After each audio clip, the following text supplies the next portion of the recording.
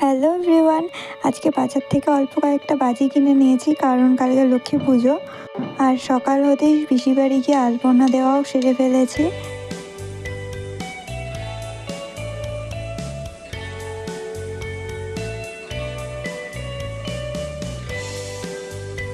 আর সন্ধেবেলায় বন্ধুদের বাড়িতে গিয়েছিলাম প্রসাদ খেতে, কারণ আমাদের বাড়িতে কোজাগরি লক্ষ্মী পুজো হয় না, আমাদের বাড়িতে রাস লক্ষ্মী পুজো হয়।